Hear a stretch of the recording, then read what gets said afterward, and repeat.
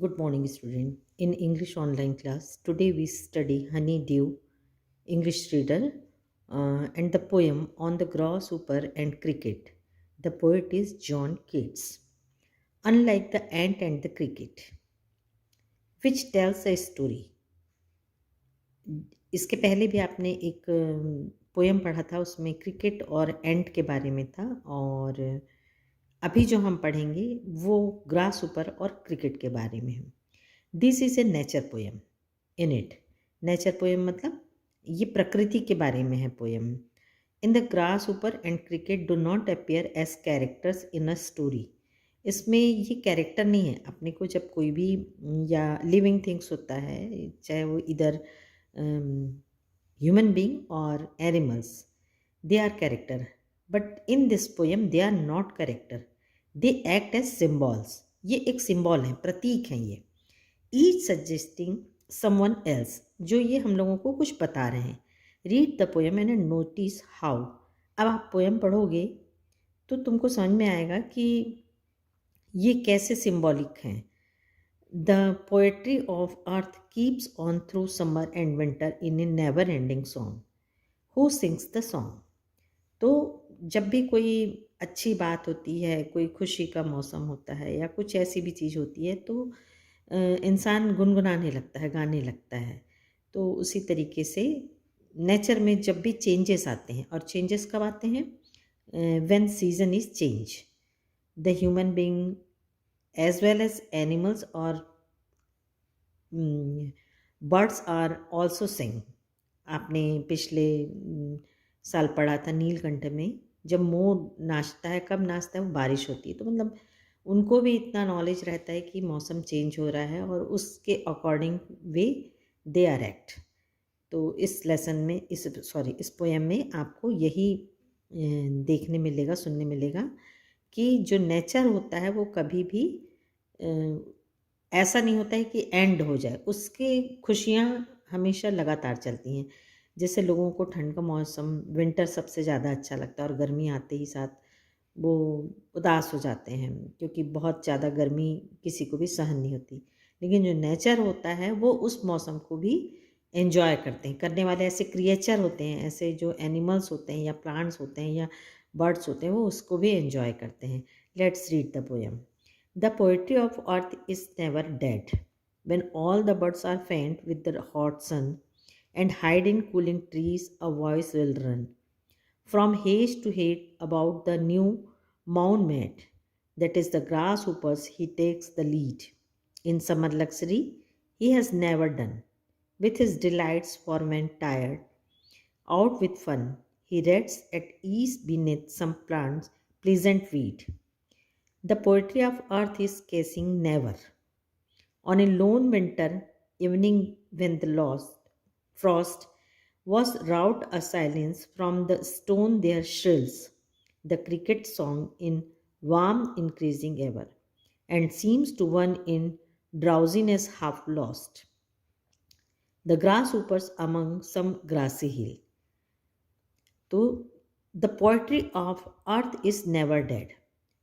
जो हमारे नेचर का कविता है, गाना है, वो कभी ख़त्म नहीं होता। हम ये सोचें कि अब तो विंटर ख़त्म हो गया, अब उदासी हो गई है। जितने भी पोएट होते हैं वो सबसे ज़्यादा स्प्रिंग सीज़न को पसंद करते हैं। वसंत ऋतु में जितने भी स्टोरीज, आर्टिकल्स, पोयम बने हैं उतने किसी भी सीज़न में नहीं बने हैं।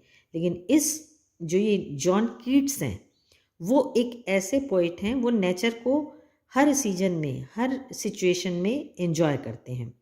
तो देखिए गर्मी को भी वो कैसे सिंबॉलिक बता रहे हैं कि किस तरीके से, ऐसा नहीं है कि वो कुछ अपने तरफ से बता रहे हैं। नेचर में जो होता है वो उसको बता रहे हैं कि विंटर में कैसे नेचर खूबसूरत लगती है और समर में कैसे खूबसूरत लगती है, कौन उसको एंजॉय करता है। तो the poetry of earth is never dead. तो कविता जो है नेचर की वो कभी ख़त्म नहीं होती। When all the birds are faint with the hot sun, जब तेज़ गर्मी रहती है, बहुत तेज़ सूर्य चमकता रहता है, सारे बर्ड्स जो होते हैं फेंट मतलब लगभग बेहोशी में आने लगते हैं, एकदम गर्मी से बेहाल होने लगते हैं। And hide in cooling trees, और जब वो ठंडी पेड़ की छाँव में छुप जाते हैं, अ वॉइस विल रन, और उनकी आवाज़ आनी बंद हो जाती है। फ्रॉम हेज टू हेज, तभी झाड़ियों में इधर उधर, about the new mount made, new mount made मतलब होता है ताजी हरी कटी हुई घास का जो मैदान होता है, जिसको मेडो या चारागाह बोलते हैं, वहाँ पर कौन गाता है? That is the grasshoppers. वो कौन रहता है? ग्रास ऊपर, जिसको हम हिंदी में टिड्डा बोलते हैं। इट टेक्स द लीड, तब वो समर में गाना गाता है। In summer luxury he has never done, वो कभी भी ख़त्म नहीं करता गाना। विथ हिज डिलाइट्स, जब वो मज़े करता है समर को तो वो गाते ही रहता है। For when tired out with fun, और जब वो मज़े में थक जाता है, he rest at ease beneath some pleasant weed, तब वो क्या करता है? किसी जंगली, वीड मतलब जंगली झाड़ी, प्लीजेंट मतलब मज़े से, बीनेथ मतलब उसके नीचे में जंगली झाड़ियों के रेस्ट कर लेता है। तो ये जो स्टेंजा था, इसमें समर सीज़न का एक्सप्लेन किया था, डिस्क्राइब किया है समर सीज़न में। तो समर सीज़न में कौन एंजॉय करता है? ग्रास ऊपर करता है।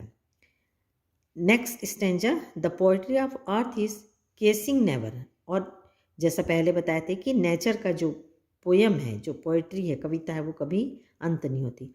On A loan winter evening with the Frost, जब चारों तरफ बर्फ ढका रहता है, वो शाम बड़ी सन्नाटे वाली लगती है, अकेली नीरस लगती है। हैज़ राउट अ साइलेंस, तब उस साइलेंस को, तब उस चुप्पी को कौन खींचता है, कौन बाहर करता है? उस चुप्पी को कौन ख़त्म करता है? फ्रॉम द स्टोन देयर श्रिल्स, तब झाड़ियों से नहीं, कहाँ से आवाज़ आती है? स्टोन, पत्थरों के बीच से, चट्टानों के बीच से। श्रिल्स मतलब होता है तीखी आवाज़, लाउड आवाज़, जो बहुत क्लियर आ रही है। और ये आवाज़ कहाँ से आती है? द क्रिकेट सॉन्ग, ये क्रिकेट की होती है। क्रिकेट वो आपका खेलने वाला क्रिकेट नहीं, ये क्रिकेट का मतलब होता है झिंगुर। इसकी आवाज़ आप सभी सुनते होंगे, बहुत तेज़ी से और बहुत कंटिन्यू बोलते रहता है। इन वार्मथ इंक्रीजिंग एवर, तो जैसी गर्मी बढ़ती है इसकी आवाज़ और तेज होती जाती है। And seems to one in drowsiness half lost, और ड्राउजीनेस मतलब जो एकदम नींद में है, हाफ लॉस्ट या आधी नींद में आ चुके हैं, या मतलब बेहोशी में आ रहे हैं, नींद में आ रहे हैं एकदम, और या लोग आधी नींद में हैं। तो एंड सीम्स टू वन, तो उनको कैसा सुनाई देगा?